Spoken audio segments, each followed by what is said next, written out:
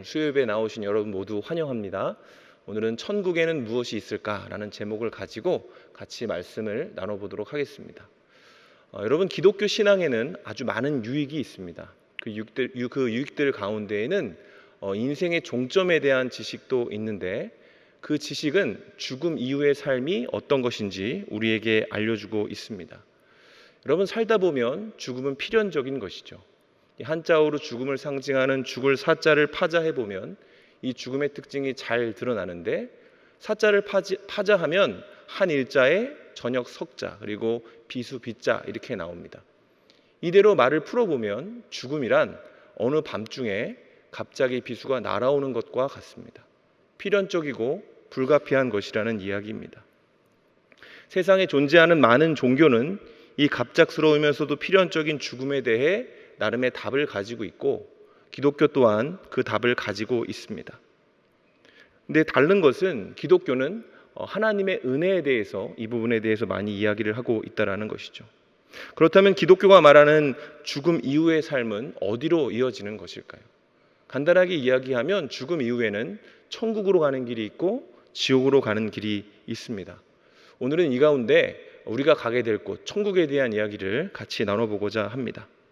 이 천국에 대한 이야기를 본격적으로 하기 전에 먼저 이 천국이란 무엇인지에 대해서 간단하게 정의를 하자면, 천국은 우리가 우리의 힘으로 얻어내는 것이 아니라 하나님이 주시는 것이다, 이렇게 요약을 할 수가 있겠습니다. 로마서 10장 9절에서 10절은 이렇게 이야기를 하죠. 내가 만일 내 입으로 예수를 주로 시인하며 또 하나님께서 그를 죽은 자 가운데서 살리신 것을 내 마음에 믿으면 구원을 받으리라. 사람이 마음으로 믿어 의에 이르고 입으로 시인하여 구원에 이르느니라. 여러분, 구원은 예수 그리스도를 입으로 시인하는 이들에게 주어지는 것입니다.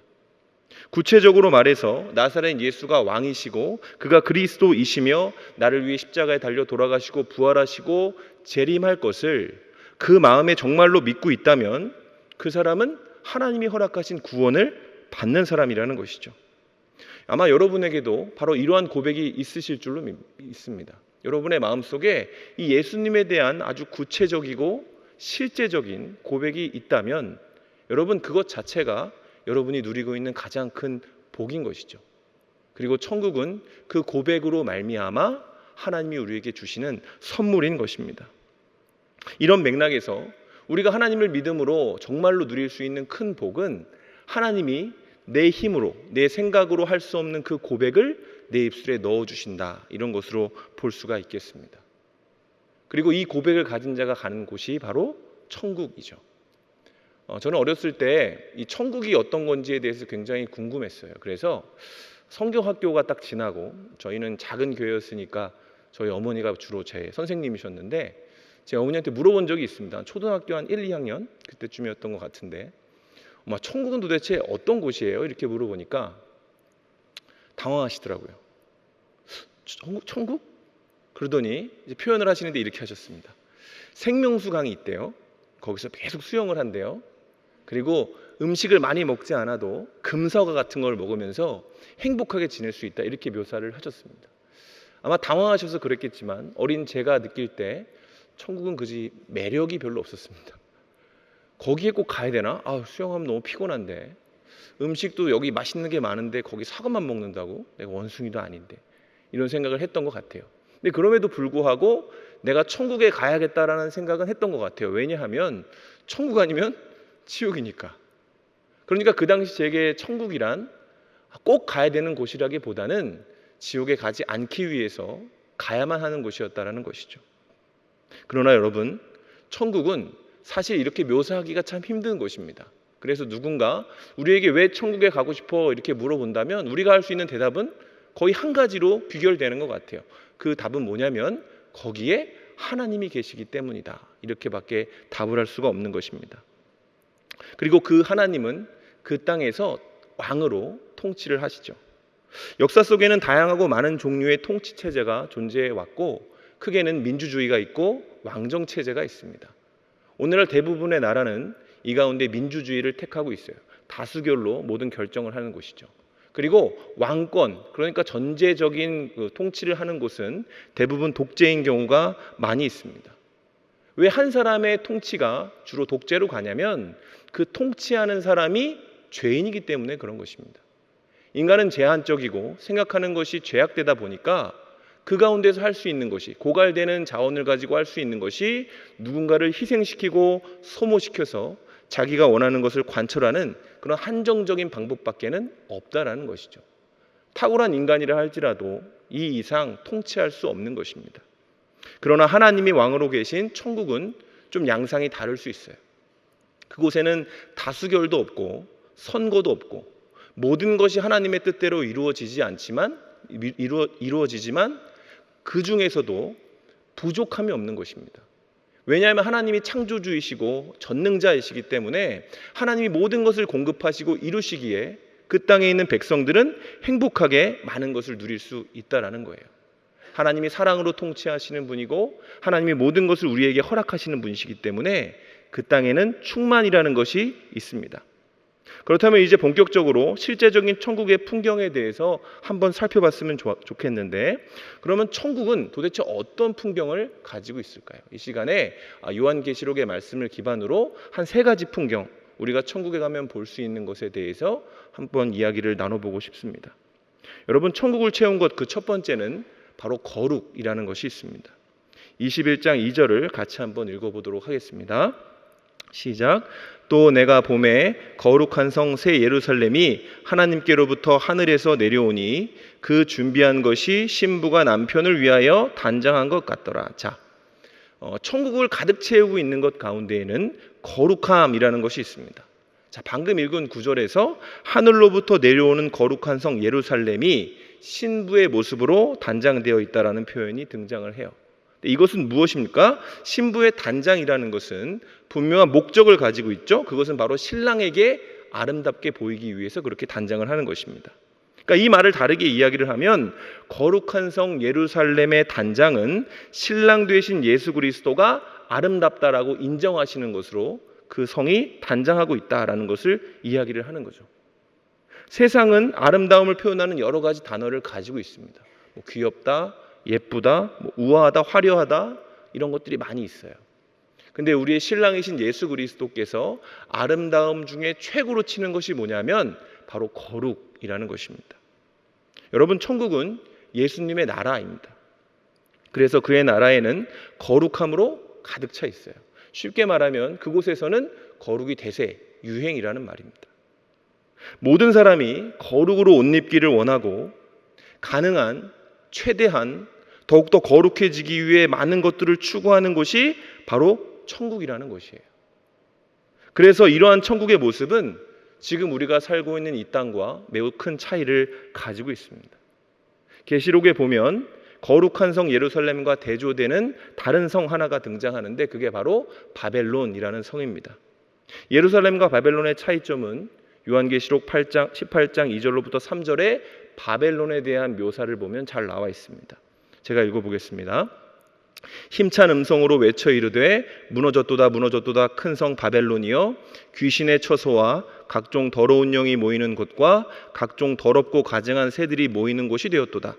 그 음행의 진노의 포도주로 말미암아 만국이 무너졌으며 또 땅의 왕들이 그와 더불어 음행하였으며 땅의 상인들도 그 사치의 세력으로 치부하였도다 하더라.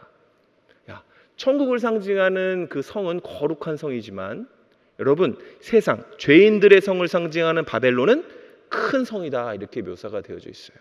근데 이 묘사는 두 성의 거민이 추구하는 아름다움, 궁극적으로 추구하는 가치의 차이를 대변하기도 합니다. 그런데 그 큰 성 바벨론에는 거룩과 상반되는 것들로 가득하죠. 더러운 영이 있습니다. 귀신의 처소가 있고 음행과 사치가 가득한 곳입니다. 그렇다면 왜 성이 그렇게 되었을까? 그 바벨론이 왜 그렇게 되었을까? 그 성의 거민들은 예수 그리스도를 신랑으로 보지 않기 때문에 그렇습니다. 예수 그리스도께서 아름답다고 하시는 것은 그 성의 거민들에게는 별로 아름답지가 않은 것이죠. 그 땅의 거민들은 세상의 신부이기 때문에 세상에서 아름답고 좋다고 하는 가치들로 자신을 꾸며 최대한 그것들에 잘 보이려고 하는 것이죠. 그래서 바벨론은 겉으로 볼 때는 웅장하고 큰 성처럼 보이지만 사실 그 안을 채우고 있는 것은 썩어질 것들밖에 없다. 이렇게 성경이 얘기하고 있는 것입니다. 대표적으로 성경에 보면 롯이 거했던 소돔과 고모라가 그랬습니다. 아브라함과 헤어질 때 롯은 소돔과 고모라를 어떻게 봤습니까? 그 성이 여호와의 동산 같았다. 이렇게 합니다. 그러니까 롯의 눈에는 저 성이라면 내가 추구하는 가치를 이룰 수 있다. 저 성이야말로 내가 살 수 있는 가장 좋은 곳이다. 이렇게 생각을 한 거죠. 근데 결론이 뭡니까? 그 성은 죄악된 성읍이었습니다. 하나님의 성이 아니었었어요.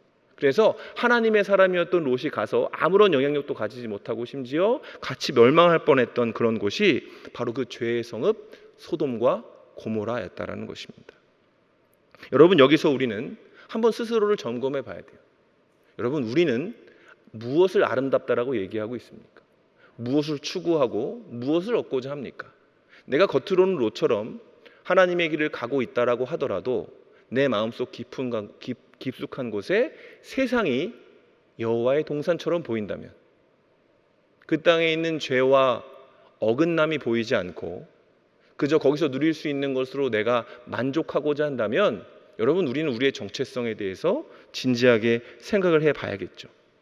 아무리 크고 웅장하고 좋아 보이는 성이라 할지라도 그 속에 음행과 사치, 악한 영들이 가득하다라는 것을 발견한다면 우리는 그 큰 성을 거부하고 거룩한 성 예루살렘을 추구해야 되는 것입니다.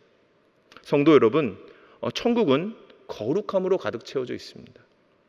그래서 이 땅의 그 무엇보다 거룩함에 대해 알고 그것을 갈망하고 추구하는 사람에게 천국은 영원히 머물고 싶은 곳이지만, 이 땅의 사치와 음행, 화려하고 크고 웅장한 것만을 추구했던 사람에게 천국은 별로 매력이 없는 곳입니다. 그래서 성도라면 거룩을 추구하고 그 거룩을 추구하는 사람이 천국의 거민이 될 자격이 있는 사람이라는 것이죠. 그런가 하면 천국은 거룩함과 더불어 사랑으로 가득 차 있습니다. 천국에 다녀온 사람들의 간증을 여러분 종종 들을 때가 아마 있으셨을 거예요. 저도 예전에 막 천국에 갔다 온 사람이 책도 쓰고 막 그러잖아요. 그런 것들을 보면 물론 추상적이고 그것이 실제라고 할 수는 없지만, 예전에 부흥사 분들이 오시면 천국을 굉장히 물질적인 것으로 많이 묘사했던 기억이 있습니다. 거기에는 금은보화가 가득하고 맛있는 것이 가득하고 이런 것들로 천국을 묘사했던 기억이 있어요. 요한도 사실 그렇게 천국을 묘사하고 있기는 합니다. 21장 18절로 21절에 보면 이렇게 되어 있어요. 그 성곽은 벼곡으로 쌓였고 그 성은 정금인데 맑은 유리 같더라. 그 성의 성곽의 기초석은 각색 보석으로 꾸몄는데, 첫째 기초석은 벼곡이요, 둘째는 남보석이요, 셋째는 옥수요, 넷째는 녹보석이요, 다섯째는 홍만호요, 여섯째는 홍보석이요, 일곱째는 황옥이요, 여덟째는 노곡이요, 아홉째는 다망옥이요, 열째는 비취옥이요, 열한째는 청옥이요, 열두째는 자수정이라. 그 12문은 12진주니 각 문마다 한 개의 진주로 되어 있고 성의 길은 맑은 유리 같은 정금이었더라. 딱 머릿속으로 그려지는 이미지대로 보면 천국은 금은보화가 가득한 곳이 맞습니다. 화려하고 이 땅에서 모두가 갖고 싶어하는 반짝이는 것들로 가득한 곳이에요. 오죽 그게 흔하면 벽도 보석이고 문도 보석이고 모든 것이, 실제로 보석이라는 것이 건설 자재가 되는 곳입니다. 근데 이것은 여러분 무엇을 뜻하는 것일까요? 천국에서는요, 금이 시멘트고 보석이 아스팔트라는 얘기입니다. 다시 말해 천국에서 보석은 그 가치가 없다는 뜻이에요. 이런 맥락에서 보면 천국에 널린 보석들 때문에 내가 천국에 가야지라고 생각하는 사람이 만일 있다면 이거야말로 넌센스인 거죠. 상상해 보십시오. 제가 만약에 벽을 뜯어가지고 집에 가져가서 가지고 싶다 이런 생각을 한다고 생각해 보세요. 도로에 있는 아스팔트를 소중하게 여기면서 그것을 집에 모셔두려고 한다고 생각을 해보세요. 그러면 저는 정상인 사람이 아니겠죠. 마찬가지입니다. 천국에서도 그 금은 보석에 집중하는 사람은 온전한 사람이 아닐 수밖에 없는 거예요. 그렇다면 이 땅에서 귀하게 여겨지는 진귀한 보석들이 천국에서는 왜 가치를 잃게 되는 것일까요? 그것은 천국에서 그 보석보다 더 귀한 가치가 존재하기 때문에 그런 것입니다. 그것은 바로 관계라는 거예요. 관계. 3절입니다. 내가 들으니 보좌에서 큰 음성이 나서 이르되 보라 하나님의 장막이 사람들과 함께 있음에 하나님이 그들과 함께 계시리니 그들은 하나님의 백성이 되고 하나님은 친히 그들과 함께 계셔서.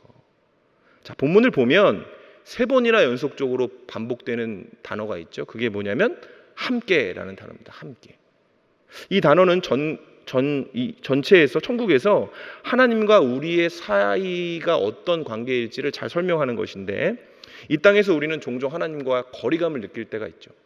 시험에 들거나 내 원대로 모든 것이 되어지지 않을 때, 그리고 하나님이 막연하게 느껴질 때는 그것이 뭐 죄 때문이든 무지 때문이든 시험 때문이든 삶의 고난이나 상처 때문이든 간에 우리는 하나님과 멀게 느낍니다.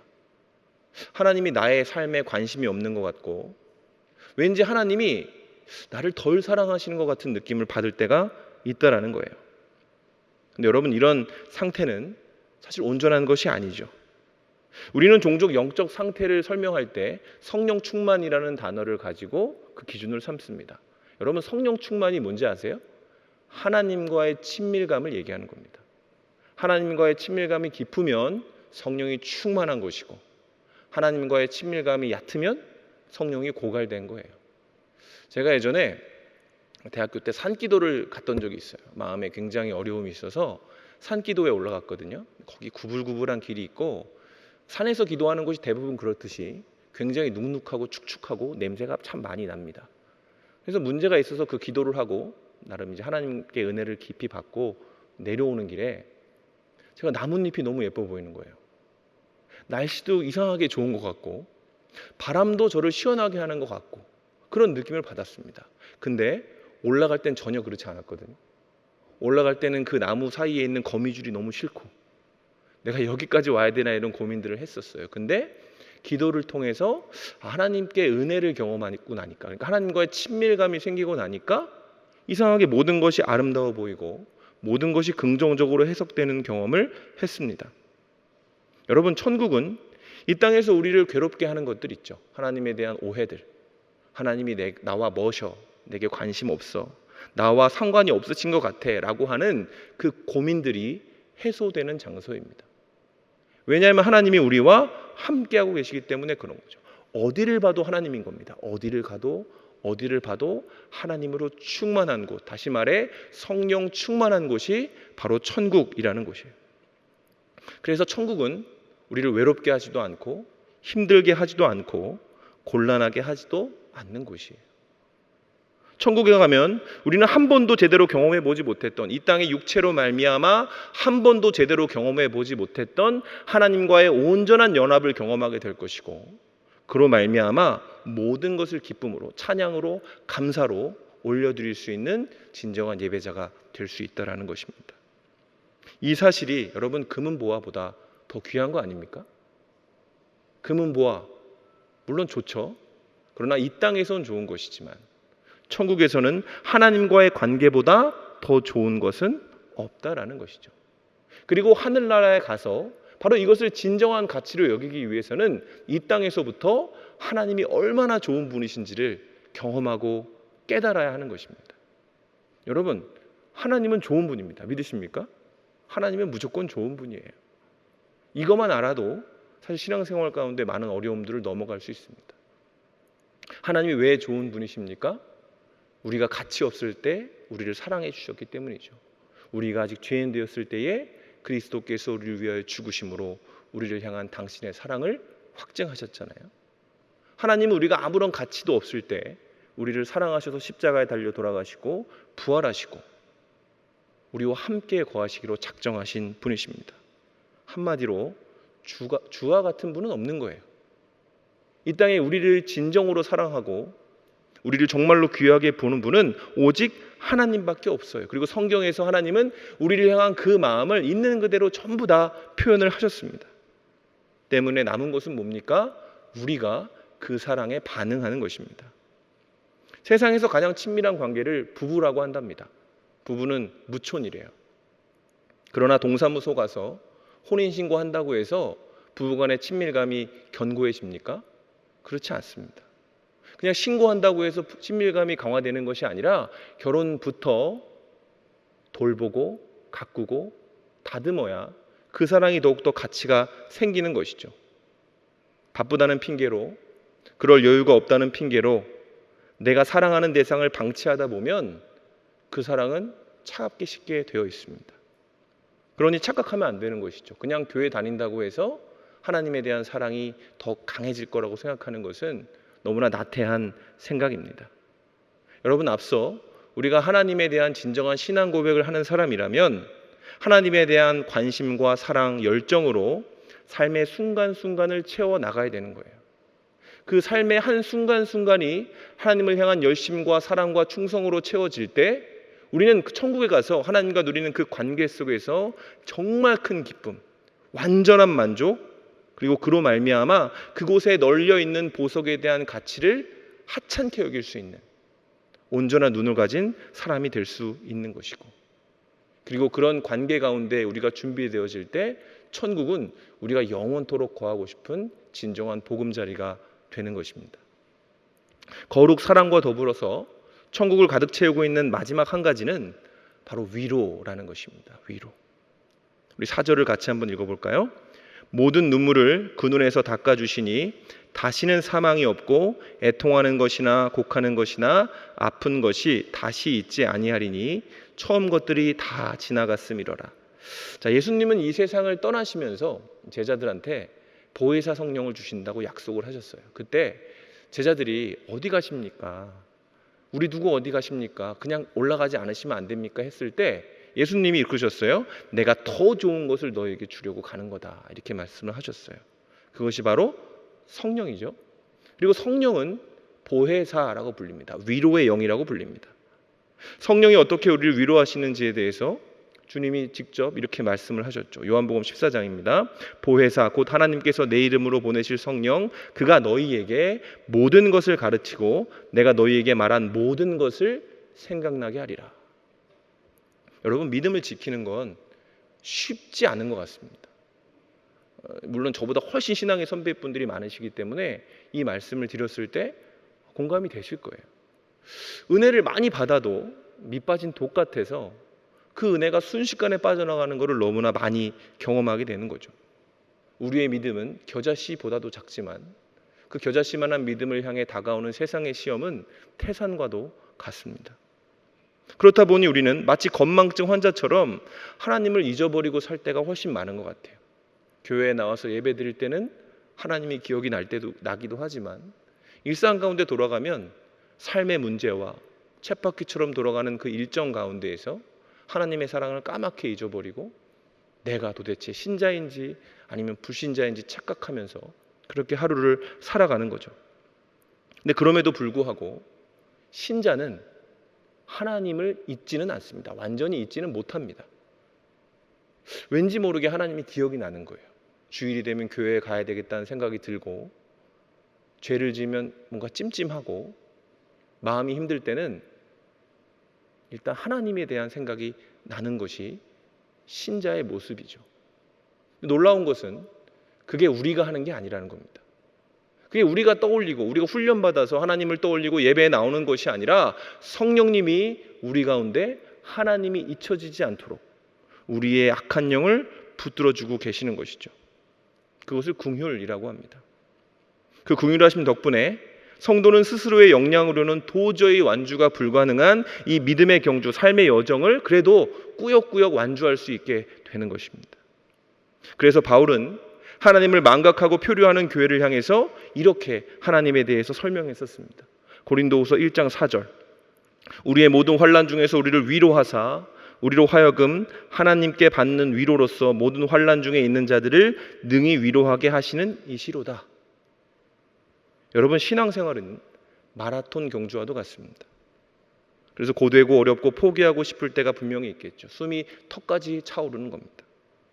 그래서 하나님은 도착 지점에 서서 여기까지 와라 이렇게 말씀하시는 분이 아니고 우리와 함께 달려주시는, 우리의 페이스메이커가 되셔서 우리와 같이 달려주시는 분이라고 성경이 이야기를 하고 있습니다. 마라톤 선수가 레이스 중간중간마다 물을 공급받듯이 하나님은 우리가 힘들고 지쳐서 쓰러지려고 할 때마다 우리 옆에서 우리를 응원하시고 위로하시면서 우리를 일으키시고 다시 달려가게 하시는 분이시라는 것입니다. 그리고 성령님이 이 번거롭고 고단한 페이스메이커의 역할을 해주시기 때문에 우리 정도 수준이 되는 사람들, 화날 땐 화내고 슬플 땐 울어버리고 안 하고 싶을 땐 그냥 안 해버리는 우리와 같이 연약한 갈대와도 같은 우리가 그래도 세상의 피스메이커로 하나님을 전하면서 살아갈 수 있게 되는 것입니다. 그래서 여러분, 천국에 도달하면 그것은 오로지 하나님의 덕입니다. 우리가 정말로 천국에 들어가게 된다면 내가 신앙생활을 잘했기 때문에, 내가 그래도 하나님을 잘 믿었기 때문에 그런 것에 있지 않고 천국에 도달하게 되면 삶 구석구석에 내가 주저앉은 자리가 보일 것이고, 그리고 하나님이 그런 주저앉은 나를 일으켜 주셨던 순간들이 더 선명하게 보일 거라는 것입니다. 그리고 그 자리의 흔적 때문에 우리는 그곳에서 하나님께 영광을 돌리고 하나님께 모든 은혜를 받았다라고 고백하게 되는 것입니다. 그래서 천국은 하나님의 위로에 감동한 자들이 드리는 온전한 찬양과 경배, 다시 말해 예배로 가득한 그 교회가 되는 것입니다. 말씀을 마무리하겠습니다. 예전에 한 목사님이 천국에 간 사람과 지옥에 간 사람의 공통점이 있다라고 말씀을 해주셨던 적이 있는데, 그 공통점이 뭔지 아세요? 두 사람 다 내가 왜 여기에 와 있는지 모른다는 겁니다. 지옥에 간 사람도 왜 내가 지옥이야? 이렇게 얘기를 하고, 천국에 간 사람도 내가 어떻게 천국에 왔지? 이렇게 생각을 한다는 거예요. 여러분, 성경을 볼 때마다 근데 하나님을 믿는 사람이 천국에 갈 확률이 저는 100%라는 생각이 들어요. 성경을 보면 볼수록 하나님을 믿으면 천국엔 가겠구나. 이 세상 가운데 어떻게 살지 모르겠지만 그래도 하나님이 나를 붙잡아 주시고 내가 하나님께 진정으로 나아가면 천국은 가겠구나, 이런 생각이 들 때가 있습니다. 그의 마음에 정말로 예수 그리스도를 고백하는 믿음이 있다면 그는 내 실력이 아니라 오직 하나님의 능력으로 천국에 들어가게 될 것이다, 이렇게 성령이 얘기하고 있습니다. 그리고 확실한 것은 천국에 들어간 사람은 내가 아니라 하나님께 모든 영광을 돌릴 거라는 얘기죠. 그리고 천국에서 우리는 분명하게 깨닫게 될 것입니다. 내 삶 가운데 당연한 것은 하나도 없었고 모든 순간이 하나님의 은혜였다라고 고백하게 될 겁니다. 그래서 그는 두 손을 높이 들고 이 땅에서 한 번도 보지 못했던 물이 바다를 덮음같이 하나님의 영광을 인정하고 하나님의 거룩하심에 대해서 기꺼이 노래하는 사람들로 가득 찬 그 교회, 그 천국에서 하나님을 영원토록 예배하는 것에 만족하는 사람이 될 것입니다. 나를 사랑하사 모든 것을 시작하시고 매듭 지어주신 그분을 더 많이, 더 뜨겁게 사랑하게 될 것입니다. 우리 6절과 7절을 같이 읽고 말씀을 마치겠습니다. 자, 시작. 또 내게 말씀하시되 이루었도다. 나는 알파와 오메가요 처음과 마지막이라. 내가 생명수 샘물을 목마른 자에게 값없이 주리니 이기는 자는 이것을 상속으로 받으리라. 나는 그의 하나님이 되고 그는 내 아들이 되리라. 아멘.